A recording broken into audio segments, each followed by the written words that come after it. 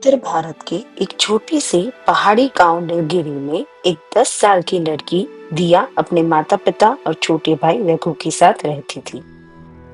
दिया देखने में भले ही छोटी और दुबली पतली थी, लेकिन उसका दिल बहुत बड़ा था।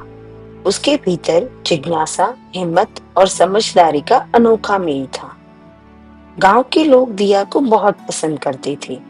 वह न सिर्फ पढ़ाई में तेज थी, बल्कि हर समस्या को समझने में और उसका हल ढूंढने में भी माहिर थी। उसकी नजरें हमेशा कुछ नया सीखने और करने के लिए तैयार रहती थी। माँ अक्सर कहती, दिया, तू एक दिन बड़ा काम करेगी, तुझ में कुछ खास है। एक दिन गांव के पास के जंगल में अजीब अजीब आवाजें आने लगी।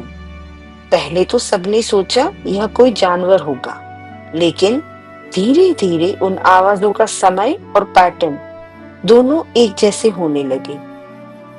कई बार रात में गांव के जानवर भी गायब हो जाते थे। लोग डरने लगे थे। गांव के बुजुर्गों ने बच्चों को घर से बाहर निकलने से मना कर दिया। रिया को यह बात बहुत खटक रही थी। उसे कुछ समझ नहीं आ रहा था कि आखिर ये सब हो क्या रहा है। एक शाम जब दिया अपने भाई रघु के साथ खेत से लौट रही थी, उसने देखा कि एक आदमी झाड़ियों में छिपकर कुछ देख रहा था। वो फौरन चौकन्नी हो गई। रघु, चुपचाप घर जाओ, उसने अपने छोटे भाई से कहा और खुद धीरे से उस आदमी के पीछे लग गई।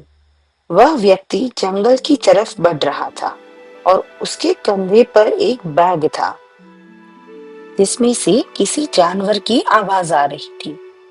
दिया ने चुपचाप उसका पीछा किया और देखा कि जंगल के बीचों बीच एक झोपड़ी है। वहां दो और लोग थे और उन्होंने उस बैग में से एक छोटी बकरी निकाली। दिया को समझ में आ गया कि ये लोग गांव के जानवर चुरा कर बेचते हैं। अब वह डर गई, लेकिन उसने हार नहीं मानी। वह चुपचाप वापस गांव लौट आई और उसने टीचर श्रीमान सक्सेना को सारी बात बताई। श्रीमान सक्सेना गांव के सबसे समझदार और ईमानदार व्यक्ति थे। उन्होंने पुलिस को सूचित किया और अगली रात दिया की बताई योजना के अनुसार गांव के कुछ लोग और पुलिस जंगल में पहुंची। जब चोर अगली बार जानवर चुराने आए, तो उन्हें रंगे हाथ गांव में से पकड़ लिया। पुलिस ने तीनों को गिरफ्तार कर लिया और गांव वालों की राहत की कोई सीमा नहीं रही। सबने दिया की बहादुरी की तारीफ की। गांव के सरपंच ने कहा, इस छोटी सी बच्ची ने जो काम किया है वो बड़े बड़े नहीं कर पाती। हम सबको उस पर गर्व है। दिया की माँ की आंखों में आंसू थे, लेकिन वह गर्व के आंसू थे।